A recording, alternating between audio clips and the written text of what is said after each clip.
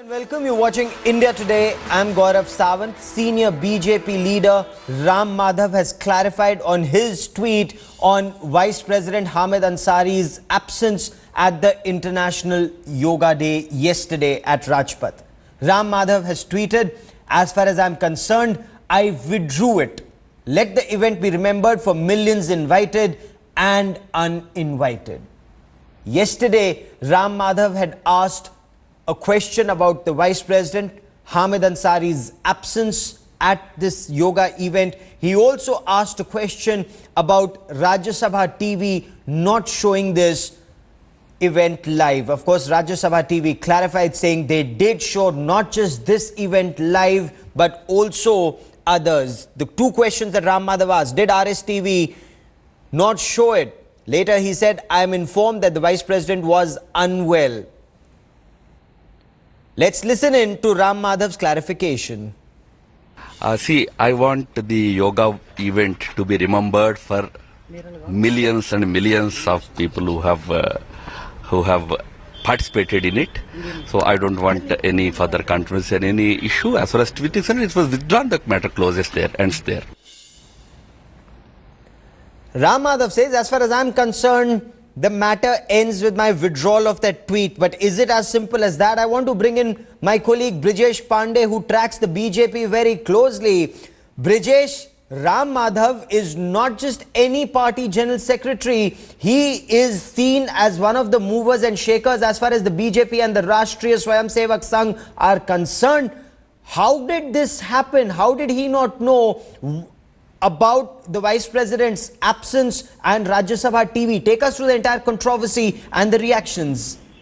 Well, Gaurav, it was a serious lapse of judgment on the part of Ram Madhav, who is an extremely powerful RSS man and was repatriated into BJP as General Secretary. What the damage which his tweet has done is that the Yoga Day, which was initially facing criticism that it was made kind of compulsory for other people to join in, and later on the government was forced to clarify that it was, people were free to join in if they feel like, and people were also free to not join it. But this particular statement has come in an extremely bad taste, because this showed that the BJP in its heart wanted everybody to join in, and when the Prime Minister as well as when the Vice President as well as did not join it, immediately there were a couple of tweets taking cue from which Vice President Hamid Ansari, Ram Madhav immediately tweeted that he was sick.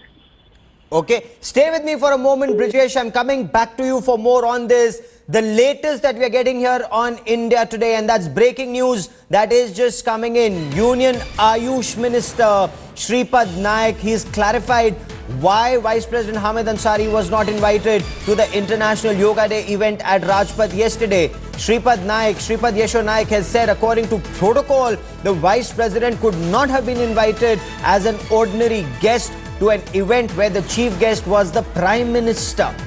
Remember, BJP General Secretary Ram Madhav embarrassed the party by questioning the Vice President's absence from this event, and now Rajpath Yesho Naik, the Ayush Minister, who's been getting a lot of accolades for an outstanding function at Rajpath yesterday, he has clarified, saying an invitation could not be issued to the Vice President because the Prime Minister was the chief guest and the President could not come as an ordinary guest. Let's listen in to Rajpath Yesho Naik.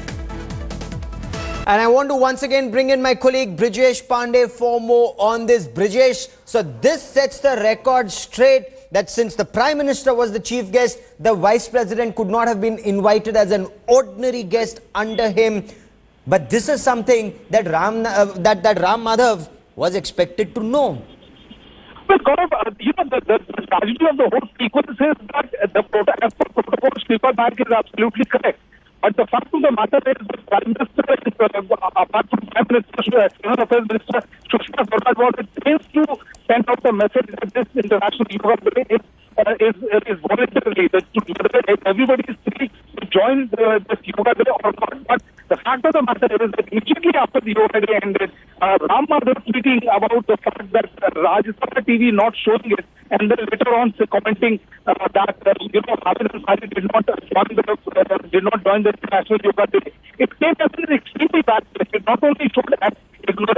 of Ram Madhav, but it also showed that the government, despite of what it is saying, was in heart of hearts, wanted all the members and everybody to join this yoga day, thereby belying the claim which was initially made by both the Prime Minister as well as the External Affairs Minister.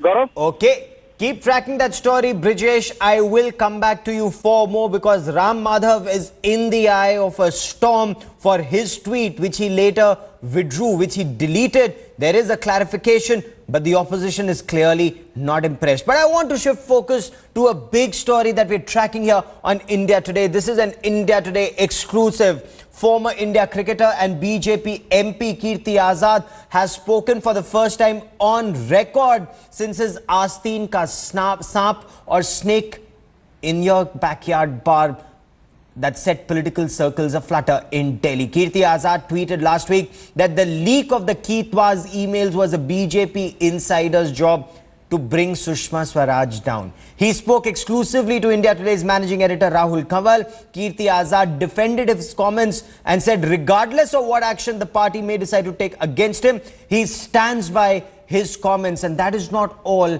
He's launched a frontal attack on several top leaders of the BJP. Let's listen in. On the 14th of June, you say, आपको और मुझे दोनों को पता है कि घर में कौन सा व्यक्ति ऐसा काम कर रहा है. I stand with Sushma Swaraj. The third tweet is, shame on that coward who can't even win an election. Joker. Who is this coward? These three were tweets that I came in. I liked it. I put it on. You've had a long-standing feud with the senior BJP leader Arun Jaitley, and if you add who is this powerful man who can't win elections, listen. who is this headlines manager, it would seem that you are attacking Arun Jaitley. May I? I've never had a fight with Arun Jaitley.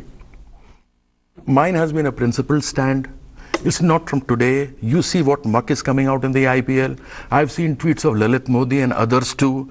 I've been talking about this principled stand from not now, but from a very long time. When I had raised the question in 1999 about match fixing, when Hansi Crony had accepted the fact, all the people were from India, like Shane Warne had also named. Then in 2008, it kept quiet till then. 2008, when the IPL started, it all started from there. What needs to be done? It needs to be done is to be everybody probed. Look at the ED notice. Look at the ED notice. What does the ED say? ED says Lalit Modi and BCCI. So why only Lalit Modi? Why not the other people who were in the governing council of the IPL and executive committee of the BCCI? So why not everybody be probed? Anybody could be a minister, anybody could be a politician, a journalist. Like Sharad Pawar, that would include Farooq Abdullah, Jyotiraditta Scindia. Yes, all the more. Jaitley. All the more. Is that a reason why this is not being done? No, is that a reason it's not being done? Because there are political leaders on both sides of the front who are involved. They're Indian nationals first. And you have to go by the law of the land. Because you're a minister, you cannot violate laws. No, but you're saying that Arun Jaitley should be probed. Arun Jaitley is also the super boss of the Enforcement Directorate. Is that even at all possible?